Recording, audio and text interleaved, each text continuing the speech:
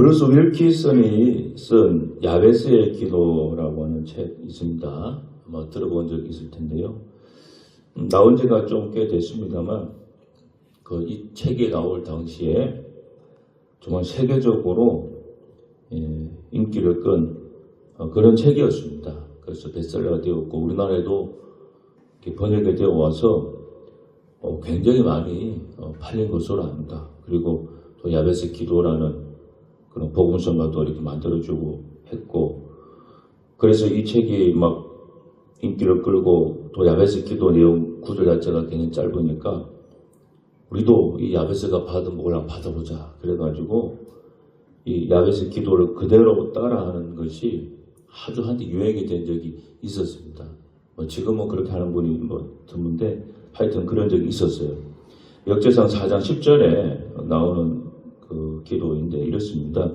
주께서 내게 복을 주시려거든 나의 지역을 넓히시고 주의 손으로 나를 도우사 나로 환난을 벗어나 내게 근심이 없게 하옵소서. 딱 이 한 문장의 그 기도문입니다. 그래서 내용도 얼마나 좋아요? 참 많이 인기를 끌었었는데 이 내용이 그렇습니다. 우리 신자가 무엇을 구하든지 하나님이 다 들어주신다는 그런 내용입니다.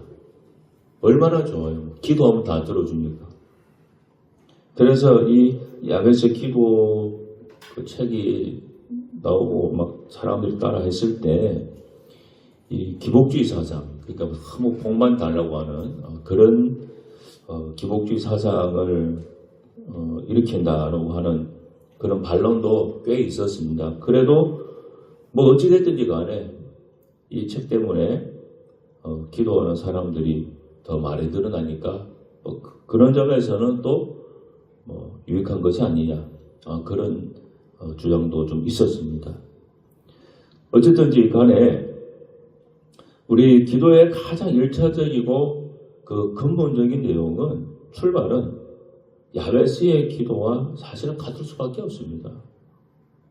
연약하고 불완전한 우리 인간에게 정말 우리가 살아가는 이 삶이라고 하는 것이 마치 전쟁터와 같습니다. 그래서 이러한 세상에서 온갖 환난이나 근심이 끊이지 않습니다. 그래서 그것들을 해결해 주시고 내게 복을 주시고 내 삶의 이 지경을 넓혀달라고 우리 해야 되고 또 그렇게 할 수밖에 없는 존재입니다. 그러나 우리가 기도를 해야 되지만 이런 기도도 해야 되지만 그러나 그런 수준에만 머물러 있으면은 안 된다는 거예요. 그렇게 되면 어떻게 되는가 하면 하나님은 우리가 알라딘에 나오는 램프 요정이 있지 않습니까? 진이 그런 요정처럼 돼버립니다. 그리고 기도라고 하는 것이 내가 램프를 막 문지르면서 주문을 외우는 그런 식이 되고 맙니다. 그래서 그런 위험성이 있기 때문에 우리 기도가 이런 기복적인 기도에만 머물면은 위험할 수 있다. 신앙이 위험할 수 있고 그렇게 가다 보면은 우리 신앙이 크게 변질이 될 수 있다. 그러면 다른 종교와 다를 게 없어요. 불교나 기타 다른 이단 사회도 다 기도하잖아요. 그런 종교와 기독교하고 똑같아요. 굳이 그러면 우리가 교회를 다닐 필요 있냐? 그래 되버린다고. 그래서 야베스 기도도 필요하지만은 오늘 이 다윗이 한 이 기도를 보면서 내가 좀 더 보완할 점이 뭐가 있는가 그걸 제가 말씀을 드리려고 해요. 이 역대상 17장의 내용은 13장부터 쭉 연결돼서 봐야 되는데 13장부터 16장 이 전체 내용은 한 가지입니다. 언약궤라고 하는 거 있죠. 소위 법궤, 큰 상자처럼 생겼습니다. 이 박스, 나무 궤처럼. 그래서 그 궤를 찾는 영화도 있었습니다만은 그 언약궤 혹은 법궤라고도 하는데 이스라엘 그 민족에게서는 굉장히 중요한 성물입니다. 왜냐하면 거기에 하나님이 임재한다고 하는 그런 상징성이 있는 어떤 성물이기 때문에 굉장히 중요하고 그걸 아무나 손대면 안 됩니다. 제사장 외에 레인 외에 누가 손대면은 바로 즉사할 정도로 아주 굉장히 좀 거룩한 그런 물건입니다. 그래서 그 언약궤를 예루살렘으로 이제 옮겨와서 다윗이 임시로 만들어 놓은 그 장막, 천막 같은 거죠. 그 천막에 궤를 옮기는 그 내용이 13장부터 16장까지 나옵니다. 이제 그렇게 궤를 옮겨 놓고 나서 이제 그 후속 조치로서 이제 17장에 다윗의 그 긴 어떤 뭐 기도나 뭐 그런 내용들이 하나님 주신 말씀이 17장에 그 다음에 나오는 거예요. 그래서 17장에 보면은 1절부터 보면 다윗이 내가 이제 성전을 건축해야 되겠다. 그런 열망을, 그런 기도의 소원을 가집니다. 왜? 하나님 언약궤를 이제 가지고 왔는데 괜히 하나님이라고 볼 수 있는 그런 물건인데 그거를 자기 임시로 만든 그 천막 속에 또 집어넣으니까 너 자기만이 불편한 거예요. 예를 들면은 자식 새끼는 그냥 돈 잘 벌어가지고 좋은 아파트에 사는데 부모님은 마치 저기 그냥 다 허물어져 가는 막 아주 그냥 올석방에 사는 거라고 생각하면 돼요. 그러면 자식 입장에서 어때? 마음이 좀 찔리잖아요. 제정신이 있으면. 다윗이 그런 마음이 있는 거예요. 그래서 내가 하나님의 성전을 건축해야 되겠다 하는 그 열망을 가집니다. 그리고 나니까 그 다음에 하나님께서 다윗의 그런 기도의 소원을 가지니까 하나님 뭐라고 말씀할 거 아니에요. 그래서 하나님 주신 어떤 그 약속의 말씀을 3절부터 15절에 그 주시고 그리고 나서 그 하나님의 말씀을 들었으니까 뭔가 말씀을 주셨으니까 그게 이제 반응, 다윗의 반응, 어떤 감사 기도를 기록해 놓았습니다. 이것이 이 17장의 크게 세 부분입니다. 자, 성전을 건축하고자 하는 다윗의 열망, 다윗의 기도의 소원이 있었지만 하나님 일단 그 다윗의 그 소원을 꺾으세요. 그 사연을 보면은 다윗에게 말하기를 여호와의 말씀이 너는 내가 거할 집을 저 성전을 건축하지 말라 딱 그렇게 합니다. 다윗은 내가 성전을 건축하겠습니다 라고 하는 어떤 기도 소원이 있었지만 하나님은 너는 안 된다. 하지 말라. 그렇게 말씀하세요. 그러나 다윗의 중심에 그 선한 동기를 보시고 다윗이 하나님께 성전을 드리는 것이 아니라 오히려 하나님이 다윗에게 뭐라고 하느냐 너 집의 왕위를 영원하게 해주겠다고 하는 오히려 다윗 언약의 놀라운 축복을 대신 주십니다. 내가 비록 성전을 내가 못하게 막지만은 내가 대신 아주 놀라운 언약의 축복 소위 다윗 언약이라고 합니다. 그것을 내가 주겠다. 그럽니다. 11절 14절 이렇게 나옵니다. 그는 나를 위하여 집을 건축할 것이요 나는 그의 왕위를 영원히 경고하게 하리라. 이거는 다윗의 후손입니다. 내가 영원히 그를 내 집과 내 나라에 세우리니 그의 왕위가 영원히 경고하리라. 이제 너의 왕위가 영원히 경고할 거라는 거예요. 그리고 이 얘기를 들으니까 다윗이 하나님께 감사와 기도에 찬양을 드립니다. 이 다윗의 왕권이 영원하다. 그러니까 자기 자식이 대대를 이어서 왕권이 영원할 거라는 거예요. 이것은 그냥 문자 그대로 해석하면 안 되고 왜냐? 당장 자기 아들 솔로몬 대에 가면은 어떻게 됩니까? 남과 북으로 나눠지기 시작합니다. 그래서 북쪽에 북이스라엘 나라가 나중에 세워지고 밑에는 남유다가 그게 세워져서 남과 북으로 쫙 나눠져요. 그리고 나중에 가면 아수르의 바벨론에 의해서 이 이스라엘 나라 자체가 완전히 멸망해 버립니다. 그래서 왕이 없어져요. 그러니까 이 하나님이 주신 영원히 왕권이 영원하리라고 하는 말씀은 잘못된 거죠.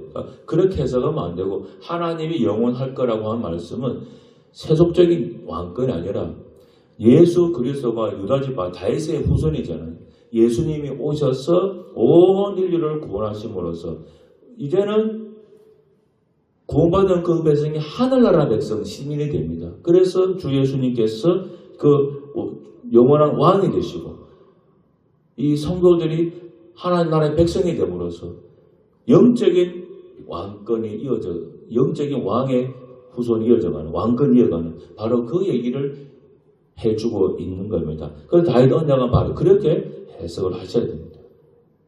그래서 이 17장을 다시 한번 짧게 요약하면은 다윗은 하나님을 향한 열심을 갖고 내가 성전을 짓겠다고 하는 그 소원, 기도의 어떤 소원을 가졌지만 하나님은 나단 선지자를 통해서 오히려 내 몸에서 나올 내 아들 가운데 하늘 후계자를 세우고 그가 바로 이 성전을 지어줄 거다.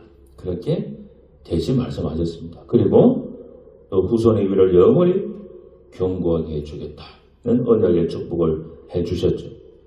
자, 다윗의 요청을 거절한 도 일단 보이죠. 하나님이 다윗은 내가 성전 건축하기 때문에 하나 안 된다 그랬잖아요. 거절한 도 보이지만은 하나님은 더 큰 계획과 축복을 약속해 주셨고, 다윗은 내 원대로 되지 않고 그렇게 해주시는 것에 대해서 오히려 감사의 기도를 드렸습니다. 예수님은 겟세마네 동산에서 장차 다가올 그 십자가 환난, 십자가 고난에 대해서 뭐라고 했는가 하면 나의 원대로 마시옵고 아버지의 원대로 하옵소서. 내 뜻대로 하지 말고 아버지의 뜻대로 하십시오. 그렇게 기도를 했습니다. 그러니까 이 환난, 무시무시한 환난이지만 이 환난을 없애달라고 하지 않았죠. 그래도 예수님이 처음에 뭐라고 했는가 하면은 이 잔에 내게서 지나갈 수 없거든. 그 잔이 하나님이 나를 향한 뜻과 계획이라면 환난을 달게 받겠다고 하는 거예요. 내가 비록 이 환난을 피하고 싶지만 이 잔에 내게서 떠나기를 원하지만 그러나 내가 피할 수 없는 환난이라고 한다면 그것이 주님의 뜻이라고 한다면 그건 제가 받겠습니다. 순종하겠습니다. 그렇게 예수님의 겟세마네 동산에서 기도하셨어요. 이것을 전체적으로 다윗의 한 기도와 하나님의 응답, 반대되는 응답이죠. 그 예수님에 대한 이 겟세마네 동산에 대한 기도의 이 결론, 이것을 전체적으로 말해주는 성경 구절이 있습니다. 빌립보서 2장 13절입니다. 너희 안에서 행하시는 이는 하나님이시니 자기의 기쁘신 뜻을 위하여 너희에게 소원을 두고 행하게 하신다고. 그러니까 신자가 가진 소원도 하나님이 심어준 것이다라고 해요. 그러니까 무슨 말이냐? 무슨 소원이든 하나님께 다 빌어도 된다는 것이 아니라 하나님의 기쁘신 뜻을 위한 소원이 따로 있는데 그것을 신자가 알 수 있도록 해주시고 그리고 그것을 기도하면 행하게 해주신다. 바로 그 말입니다. 이것을 공동번역 성경어로 보면 이렇게 나와요. 여러분 안에 계셔서 여러분에게 당신의 뜻에 맞는 일을 하고자 하는 마음을 일으켜주시고 그 일을 할 힘을 주시는 분은 하나님이십니다. 그렇게 말합니다. 17장으로 돌아가서 지금 다윗은 하나님의 뜻을 구체적으로 들었습니다. 그것도 자기 후손에게까지 미치는 영원한 계획이었습니다. 다윗의 일생이 그가 원하는 계획대로 진행된 것은 아니었죠. 다윗은 성전을 건축하고자 하는 그 소원, 자기 목표가 있었죠. 근데 여러분 보세요. 하나님 성전 건축하겠다는 것이 나쁜 뜻이 아니잖아요. 뭐 내 집을 내가 살 집을 건축하겠다는 것이 아니라 하나님을 위해서 내가 성전을 짓겠다고 하는데 얼마나 거룩하고 훌륭하고 멋진 기도 제목입니까? 그런데 하나님은 너 기도 내가 그 기도 하지 말라. 딱 그렇게 불에 켜를 겁니다. 그러니까 다윗이 원하는 대로 진행되진 않았지만 그러나 그의 후손들의 일생이 전부 하나님의 주권 하에서 행해질 것이라고 하는 그런 말씀을 주셨죠. 그러니까 하나님 우리가 많은 소원을 가지고 이 삶을 살아가고 내가 어떤 소원을 가지고 뭐 이것저것 행하고 기도도 할 수 있지만 정말 중요한 성경의 원리는 뭐냐? 하나님이 기뻐하시는 소원을 우리에게 주는 것들이 있다고 하는 거예요. 사람이니까 내가 이 생각 저 생각 할 수 있고 내가 이 목표 저 목표 다 가질 수 있죠. 꿈이 내 이 꿈 저 꿈 다 가질 수 있지 않습니까? 사람이니까.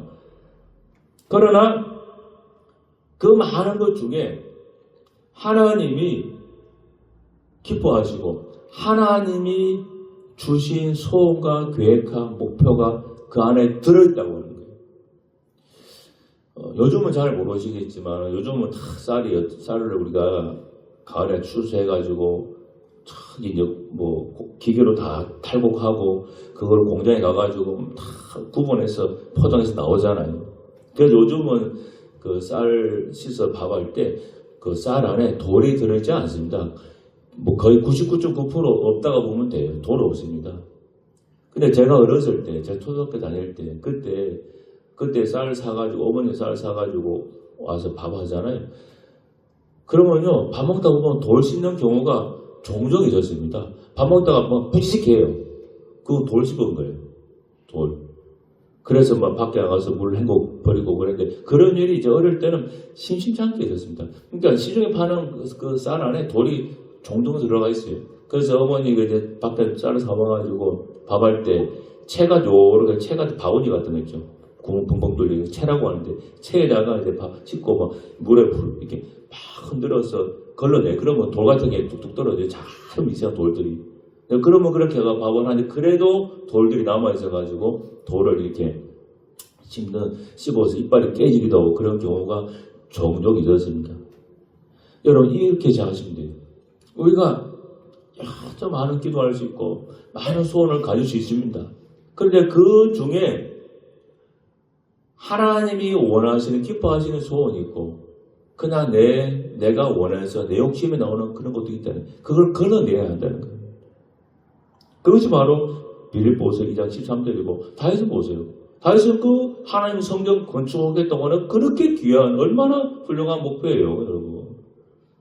아마 이 세상에 있는 목사님들이 제일 좋아하는 기도 아닙니까? 막 하도 교인이 와가지고, 내가 교회를, 이 작은 교회, 내가 헌금해가지고 이 교회를 멋지게 한번 건축하겠습니다. 그랬다고 쳐보세요.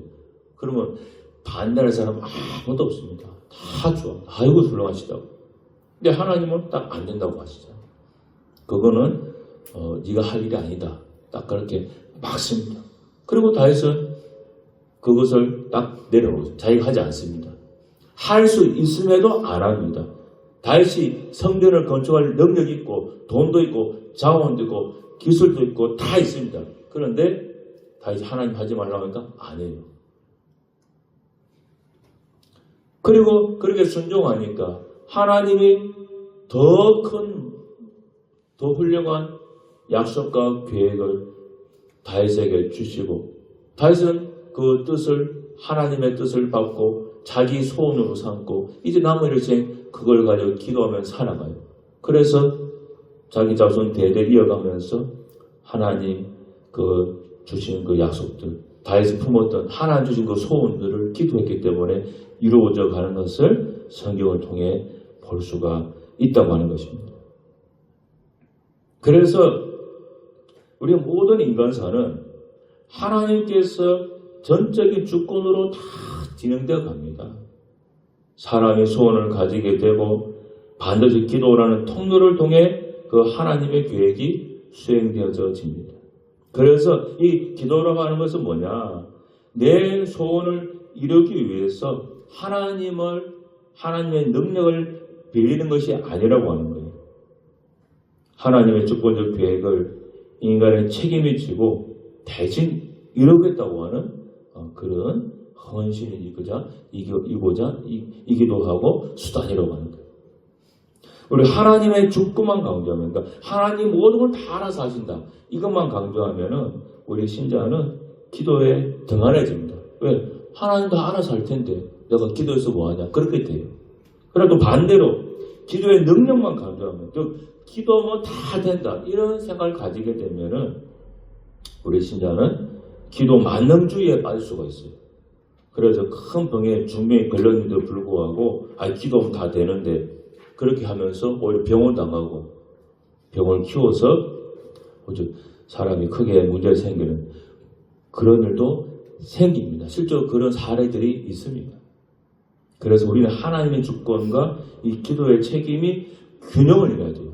하나님은 다 알아서 하시지만 그러나 또 우리 인간 편에서는 기도해야 되는 이 두 가지가 균형을 잘 이루어야 된다고 하는 거예요.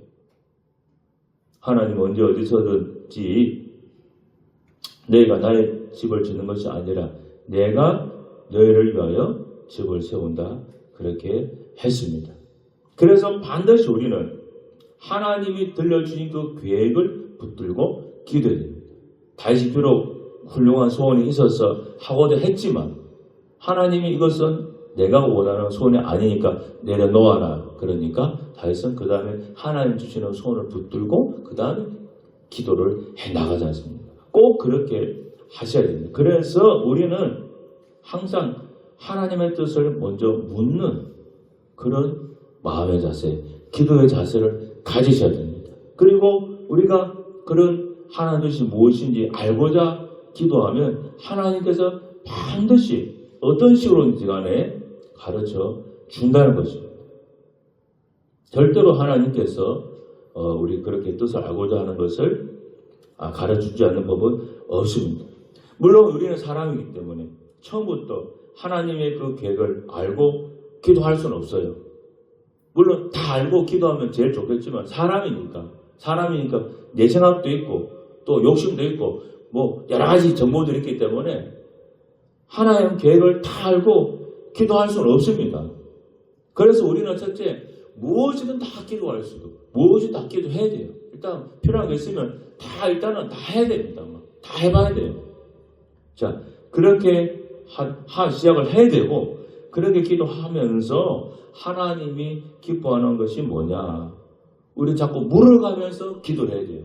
무엇이든 다 기도하는 동시에 그 안에는 내가 내 소원이 있을 수 있고 또 하나님 소원이 있을 수 있고 어떤 때는 마귀가 원하는 것도 들어갈 수 있잖아요. 그래서 기도하는 동시에 하나님께서 원하신 뜻이 뭔지 하나님의 정말로 기뻐하는 소원이 뭔지 그것을 자꾸 물어가면서 기도하면서 잘못된 걸 다 그 책을 통해 걸러내야 됩니다. 잘못된 건 다 걸러내서 다 버려야 돼요. 그럼 마지막에는 내가 먹을 수 있는 쌀만 딱 남게 되는 겁니다. 꼭 그런 식으로 우리는 기도를 해 나가야 됩니다. 그렇게 하면 하나님께서는 반드시 더 좋은 것을 주시고 다윗도 보세요. 다윗도 그렇게 기도를 해 나가니까 마지막에 다윗 언약이라고 하는 그 귀한 약속을 주셔서 다윗이 하나님께 감사와 찬양의 기도를 다 드리게 되지 않습니까? 하나 얘기하고 말씀을 맺겠습니다. 과거에 그 이스라엘의 그 백인 수상이라고 하는 분이 미국의 레이건 대통령의 초청을 받아서 미국에 간 적이 있습니다. 다 돌아가셨죠? 오래전인데 이 백인 수장이 백악관에 와서 딱 보니까 그 레이건 그 집무실에 전화기가 3대가 있더랍니다. 붉은색 전화기, 은색 전화기, 금색 전화기 이 3대가 딱 있더래요. 아주 특이해서 이 3대 전화기가 색깔이 다 다른데 이게 무슨 특별한 뜻이 있습니까? 물어봤어요. 그러니까 레이건 대통령이 이렇게 말해요. 붉은색 전화기는 소련과 전화할 때 사용하는 것입니다. 그때 이제 소련이 이제 공산주의 국가였죠. 그리고 은색 전화기는 그냥 일반적인 전화 통화할 때 사용하는 것이고, 자, 금색 전화기는 뭐냐? 이거는 하나님과 대화할 때 사용하는 전화기입니다. 그러더래요. 그러니까 백인 시장이 다시 물었어요. 아이고, 하나님과 통화하려면은 전화기가 많이 나오겠습니다. 그래서. 그러니까 레이건 대통령이 미국의 국력을 자랑하는 의미로 많이 나옵니다. 한 통화에 $10,000 정도는 될 겁니다. 그래 대답했어요. 이 레이건 대통령 다시 $10,000 보면 굉장히 큰 돈이죠. 지금도 한 500만 원 되는 돈인데 이때는 훨씬 전이니까 더 많이 나가겠죠. 다 이렇게 얘기했습니다. 그리고 얼마 또 시간 지나서 백인 주성이 레이건 대통령을 이스라엘로 초청했습니다. 레이건 대통령이 가서 보니까 백인 수장 집무실에도 자기 집무실에 전화기와 똑같은 색깔 전화기 3대가 놓여져 있는 거예요. 그래서 물어봤습니다. 백인 수장이 설명합니다. 역시 붉은색은 공산국가와 통화할 때 쓰는 전화기고 은색 전화기는 우리 우방이나 혹은 업무관계로 통화할 때 쓰는 전화기입니다. 자, 금색 전화기는 하나님과 통화할 때 사용하는 전화기입니다. 그러더래요. 그래서 레이건 대통령이 역시 또 물었어요. 여기서는 하나님과 통화하려면 요금을 얼마나 냅니까? 그랬어요. 그러니까 백인 수장이 빙그레 웃으면서 이렇게 대답을 했다고 합니다. 미국 돈으로 1센트 정도면 됩니다. 그랬더니. 그러니까 레이건 대통령이 깜짝 놀라서 여기는 전화요금이 왜 그렇게 쌉니까? 그래서 백인 수장이 의미 있는 이야기를 했습니다. 미국은 하나님과 장거리에 있기 때문에 한 통화에 $10,000씩 나오지만 이스라엘은 하나님과 가까운 곳에 있기 때문에 요금이 아주 쌉니다. 그랬더랍니다. 여러분, 하나님은 아주 멀리 계신 그런 분이 아닙니다. 오늘 예배 드린 이 자리에 함께하고 계시고 특히 우리 마음에 이미 다 들어와 계세요. 아주 가까이 있습니다. 그래서 마음만 먹으면 얼마든지 하나님과 대화를 할 수가 있다는 거예요. 자, 여러분, 하나님이 기뻐하시는 그 소원만 내가 딱 발견하고 찾을 수 있다고 한다면 여러분, 그 소원은 100% 이루어집니다. 100%. 그러니까 제일 중요한 게 뭡니까? 우리는 계속해서 하나님한테 이것도 저것도 다 그냥 구해봐야 돼요. 그러면 그 10개, 100개 중에 하나님이 기뻐하는 것이 10개가 걸릴 수 있고 아니면 100개가 걸릴 수 있는 거예요. 그러면 그 사람 인생은 완전하게 풀리는 겁니다. 얼마나 좋아요. 하나님의 아주 가까이 계시는 분이니까 그럼 꼭 여러분이 그냥 다 하나님께 꼭 기도해 보시기를 부탁을 드리겠습니다. 기도하겠습니다. 하나님 아버지 감사합니다. 하나님은 아주 가까이 계십니다. 내 안에 계십니다. 우리는 이제 기도만 하면 됩니다. 하나님이 기뻐하는 그 소원을 내가 기도해서 발견하고 그거를 붙잡고 기도하기만 하면 100% 응답되는 그런 우린 신자가 되었습니다. 꼭 우리 모두가 기도 열심히 하는 그런 교인들 되게 하여 주시옵소서. 예수님 이름으로 기도드리옵나이다. 아멘.